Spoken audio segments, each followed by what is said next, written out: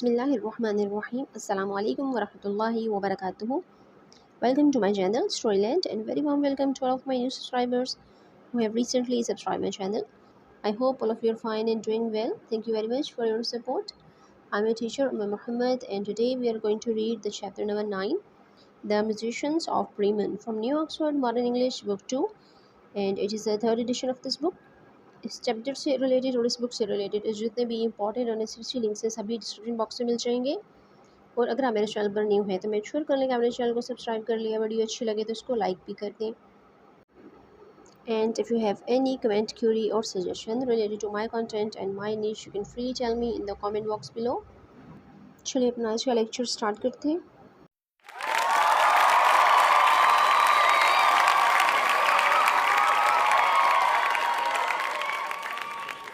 Rabi ज़िदनी इल्मा, rabi ज़िदनी इल्मा, rabi ज़िदनी इल्मा। Allah increases in knowledge. The name of this chapter is The Musicians of Bremen. Musicians बोलते हैं मौसीकारों को।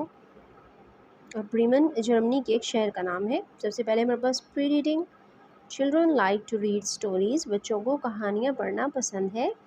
As they have prominent characters, जिसमें नामवर character हो या नुमाया कैरेक्टर्स हो। Which is your favourite character, आपका फेवरेट या पसंदीदा कैरेक्टर कौन सा है। इसके बाद है हमारे पास वर्ड्स टू नो। ऐसे वर्ड्स जिनको जानना ज़रूरी है ताकि आप चैप्टर को अच्छे से समझ सकें। पहला वर्ड है हमारे पास बीम। यहाँ पे एक पिक्चर भी बनी है इसकी। A long sturdy piece of metal और wood use to support the roof और फ्लोर ऑफ अ बिल्डिंग। किसी भी बिल्डिंग के छत को या उसके फर्श को सहारा देने के लिए, सपोर्ट देने के लिए जिस तरह के मेटल के बने हुए जो पीसेस यूज़ होते हैं इनको हम बीम बोलते हैं। और मोस्टली शहर में तो कम होता है, आप इसको गाँव में या देहाती इलाकों में ज़्यादा देख सकते हैं। इस तरह के घर होते हैं जिनकी छतों में यूज़ किए जाते हैं। नेक्स्ट है हमारे पास Bremen, a town in Germany, Germany का एक कस्बा। Driven me out, has sent me away, यानी दूर भेज देना, बाहर निकाल देना। इन डेंजर, नॉट सेफ, खतरे में होना या सेफ़ ना होना, महफूज ना होना। Mistress, a woman who owns or has something, एक ऐसी औरत जो किसी चीज़ की मालिक हो, ठीक है। The female head of a house hold, या फिर जो अपने घर का निज़ाम चलाती हो।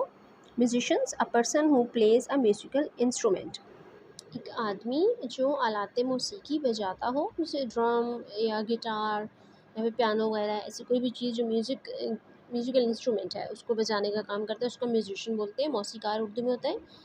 Honour, the keeper, the person who owns or has something, keeper बोलते हैं रखने वाले को, यानी किसी इंसान के पास अगर कोई चीज़ है या कोई इंसान किसी चीज़ का मालिक है तो उसको हम ऑनर बोलते हैं। पर्च, टू रेस्ट ऑन, आराम करना किसी चीज़ पर या सस्ताना।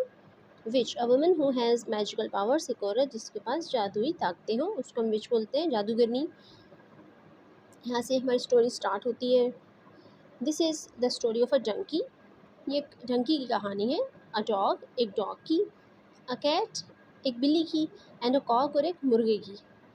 Can you read the play and then act it out in class, क्या आप इस प्ले को, यानी ये जो ड्रामा पूरा क्रिएट किया गया है, क्या आप इसको पढ़ सकते हैं, इसको रीड कर सकते हैं और उसके बाद इसको एक्ट भी कर सकते हैं क्लास में। यानी डिफरेंट जो स्टूडेंट्स हैं वो डिफरेंट कैरेक्टर्स ले लेंगे और उसको प्ले करेंगे। Here are the main characters in the play, इस प्ले के अंदर जो मेन कैरेक्टर्स हैं वो 4 हैं। कॉक यानी मुर्गा, डॉग कुत्ता, कैट बिल्ली, एंड डंकी गधा। A donkey is walking down the road, गधा एक सड़क पर चलकर जा रहा है। इट्स लुक्स वेरी सैड, ये बहुत उदास नज़र आ रहा है। चैलेंज है मेरे पास, look at the names of the characters with their pictures, इन पिक्चर्स को और इनके नेम्स को, जो कैरेक्टर नेम्स दिए गए हैं इनको देखिए। कैन यू रिमेंबर देम, क्या आप इनको याद रख सकते हैं। डंकी, ओ डियर, ओ प्यारे। I worked on this farm, मैंने इस खेत में या इस फार्म में काम किया है। ऑल माई लाइफ, मेरी पूरी ज़िंदगी। नाउ आई मस्ट लीव, अब मुझे यहाँ से चले जाना चाहिए। लीव का मतलब होता है छोड़ देना, चले जाना। और नाउ का मतलब होता है अब। My life is in danger, मेरी ज़िंदगी ख़तरे में है। डेंजर बोलते हैं खतरे को। माई ऑनर्स से, मेरे मालिकान कहते हैं। ऑनर्स यानी एक से ज़्यादा मालिक, उसकी जो फैमिली है मालिक की उसकी बात कर रहा है शायद। माई ऑनर्स से, मेरे मालिक कहते हैं। आई एम यूज़लेस, मैं बेकार हूँ। बिकॉज, क्योंकि। आई एम ओल्ड, मैं बूढ़ा हो चुका हूँ। आई थिंक, मेरे ख्याल में। I will go to Bremen, या मैं सोचता हूँ कि मुझे ब्रेमेन जाना चाहिए। ब्रेमेन जर्मनी का एक टाउन है, वहाँ की बात कर रहे हैं। एंड बिकम अ म्यूजिशियन, और वहाँ जाकर मुझे एक मौसीकार बनना चाहिए। म्यूजिशियन बोलते हैं मौसीकार को। The donkey leaves the farm, अब वो गधा वहाँ से अपना फार्म छोड़ देता है, या अपना जो खेत जहाँ पे वो रह रहा था वो जगह छोड़ देता है। ही मीट्स अ डॉग, उसकी मुलाकात एक कुत्ते से होती है। Dog, hello old monkey, hello बूढ़े गधे, वेयर आर यू गोइंग, तुम कहाँ जा रहे हो। Donkey, to Bremen to become a musician, अब डंकी उसको बोलता है कि मैं ब्रेमन जा रहा हूँ एक म्यूजिशियन बनने के लिए, एक मौसीकार बनने के लिए। Dog, can I come too, क्या मैं भी आ सकता हूँ। आई एम ओल्ड, मैं बूढ़ा हो गया हूँ। एंड कैन नॉट वर्क, और काम नहीं कर सकता। My owner has driven me out, मेरे मालिक ने मुझे निकाल दिया है। Donkey, please come along with me, अब गधा उससे बोलता है कुत्ते से कि मेहरबानी फरमाकर मेरे साथ चलो। अलॉन्ग का मतलब होता है साथ चलना।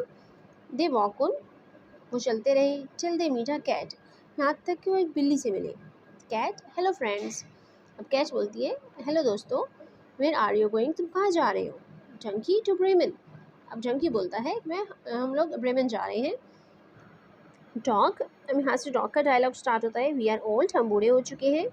And are of no use to anyone, और हम अब किसी के लिए भी फ़ायदा मंद नहीं रहे, यानी हमसे किसी को भी कोई फ़ायदा नहीं है। वी आर रनिंग अवे, हम भाग रहे हैं। Our owners don't want us any more, हमारे मालिकान को हमारी और ज़रूरत नहीं है। Cat, I am in great danger too, बिल्ली बोलती है मैं भी बहुत बड़े खतरे में। अजीम, ग्रेट अजीम को बोलते हैं, लेकिन यहाँ पे बड़ा का वर्ड इसके लिए मीनिंग यूज़ होगा। तो बिल्ली कहती है कि मैं भी बहुत बड़े खतरे में हूँ। आई एम ओल्ड, मैं बूढ़ी हो चुकी हूँ। And cannot catch mice for my owner, तो मैं अपने मालिक के लिए चूहे नहीं पकड़ सकती। येस्टरडे, कल, she said she was going to sell me, उसने बोला कि वो मुझे बेचने जा रही है। Donkey, come along with us, यहाँ से डंकी उसको बोलता है कि हमारे साथ चलो। कैट, थैंक यू, शुक्रिया। आई शेल, मैं चलूँगी। They walk on till they meet a cock, और चलते रहे यहाँ तक कि उनकी मुलाकात एक मुर्गे से हुई। सिटिंग, बैठा हुआ था। ऑन अ गेट, एक गेट यानी बड़े से दरवाजे के ऊपर। एंड क्रॉइंग, और अपनी जो मुर्गी की आवाज़ है वो निकाल रहा था। क्रॉइंग जो है ना उसकी मुर्ग की आवाज़ होती है, जैसे उर्दू में हम जिसके लिए कुकड़ू कू का वर्ड यूज़ करते हैं, तो इसी तरह से इंग्लिश में उसको क्रॉइंग बोलते हैं। Donkey, that's a fine voice, donkey बोलता है कि एक अच्छी आवाज़ है। फाइन बोलते हैं अच्छी को, वॉइस आवाज़। Cock, yes, I am lucky, I am alive, अब मुर्गा कहता है कि मैं खुशकिस्मत हूँ कि मैं ज़िंदा हूँ। My owner was going to sell me, मेरा मालिक मुझे बेचने वाला था। Dog, you sing very well, तुम बहुत अच्छा गाते हो। जॉइन अस, हमारे साथ शामिल हो जाओ। And be a musician too, और तुम भी एक मौसीकार बन जाओ। कॉक, सर्टनली, यकीनन। The four friends walk along the road, अब ये चारों दोस्त सड़क के साथ साथ चल रहे थे। इट्स गेटिंग डार्क, अंधेरा हो रहा है। But they are still a long way from Bremen, लेकिन वो ब्रेमन से भी काफ़ी दूर थे। Donkey, we can not get to Bremen tonight, अब गधा बोलता है कि आज रात तो हम ब्रेमन नहीं पहुंच सकते। Dog, let's sleep in this would, तो कुत्ता कहता है कि चलो इस जंगल में सो जाते हैं। वुड बोलते हैं जंगल को। Cat, here's a big tree, अब बिल्ली बोलती है यहाँ पे एक बड़ा दरख्त है। I can sleep on the branch, मैं एक शाख के ऊपर सो सकती हूँ। Cock, and I can perch on the highest branch, अब कॉक बोलता है कि मैं सबसे ऊपर वाली शाख पे आराम कर सकता हूँ। पर्च होता है रेस्ट करना, तो ब्रांच होती है शाख। Dog, and the donkey and I can lie near the trunk, अब डॉग बोलता है कि मैं और जो गधा है हम दोनों उसके तने के साथ नीचे आराम करेंगे। Cock, from the top of the tree, अब कॉक चूँकि मुर्गा जो है वो सबसे ऊपरली शाख पे रेस्ट करने का कह रहा था, वो वहाँ से बोलता है देयर इज़ अ लाइट, यहाँ पर एक रोशनी है। नॉट फार अवे, और ये बहुत ज़्यादा दूर नहीं है। It looks like a house, ऐसा लगता है ये घर है। Donkey, hurrah, perhaps there will be some food there, अब डंकी खुशी से नारा लगाता है हुर्रा का, और बोलता है अगरचे वहाँ पर खाना भी होगा। Dog, let's go and see, अब डॉग बोलता है कि चलो चलकर देखते हैं।